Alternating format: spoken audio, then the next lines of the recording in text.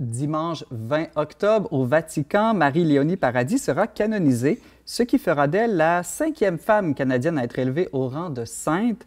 Stéphanie Grimard, peux-tu nous dire là, en gros qui était Marie-Léonie Paradis? C'est pas tout le monde qui la connaît bien. Oui, non, on la connaît pas beaucoup, mais elle mérite vraiment qu'on s'y attarde. Moi, j'ai beaucoup aimé lire sur elle. Donc, Virginie Alodie Paradis, excusez, c'est son nom de, de naissance.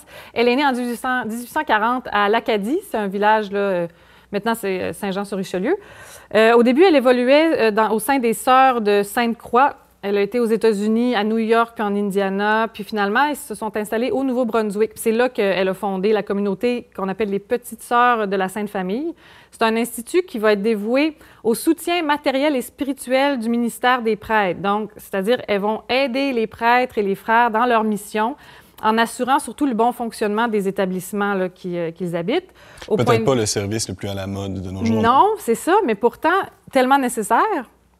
Donc, il y avait aussi aidé au niveau spirituel, oui. Aidé au niveau même probablement de l'enseignement de la foi un peu aussi, oui, la catéchèse. Oui, aussi. Mais il y a vraiment quand même aussi tous les petits travaux quotidiens, l'entretien, la cuisine, la couture. C'est ça, des tâches qui peuvent sembler simples ou banales, mais qui sont vitales pour... Dans le fond, ils voulaient laisser plus de temps aux prêtres pour accomplir eux aussi leur mission et qui rendaient leur œuvre possible, en quelque sorte. Mais c'est ça, elle va inculquer la valeur du travail manuel aux jeunes femmes qu'elles accueillent. Et l'Institut va être officiellement reconnu seulement une fois qu'il va être transféré à Sherbrooke. Et là, il y a 600 religieuses qui vont la suivre à Sherbrooke. Puis, il faut noter quand même que son passage au Nouveau-Brunswick a beaucoup aidé au maintien de la culture et du fait français en Acadie. Donc, c'est ça. Son œuvre, c'est de, on pourrait dire, servir le Christ dans tous ces petits gestes-là qui font une énorme différence. Moi, je parlais avec la sœur Rachel Lemieux, qui est là-bas à Sherbrooke, à l'Institut. Puis elle me disait, c'est la sainte du quotidien, celle des travailleurs de l'ombre qui sont souvent ignorés.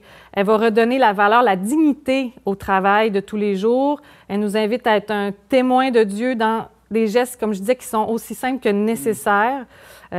Puis c'est ça, elle dit, on est tous appelés à la sainteté. Puis en suivant l'exemple de Marie-Léonie, c'est comme, moi, l'autre fois, je faisais ma vaisselle, puis je me disais, bien, même dans ce petit geste-là, qui est un soin qu'on prend pour notre propre habitat ou pour...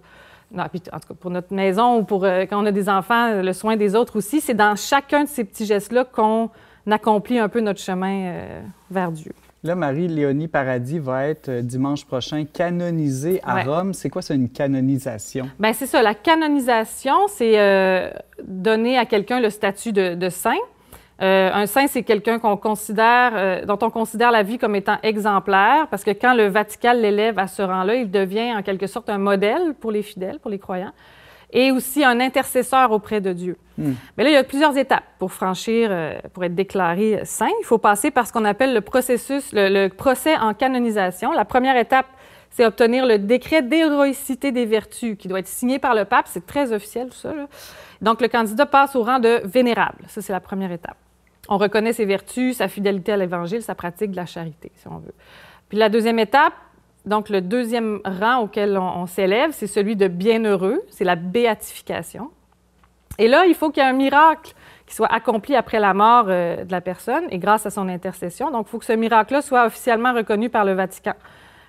Sauf si la personne est morte en martyr. À ce moment-là, elle est dispensée du miracle. Mais là, c'était pas le cas de Marie-Léonie. C'est pas le cas de Marie-Léonie.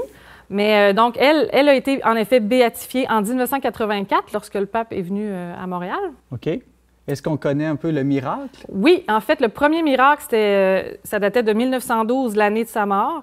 Quelques mois après sa mort, il y a une des sœurs de l'Institut là-bas qui avait la tuberculose, était condamnée à mourir. Et puis, les prières des consoeurs ont fait que...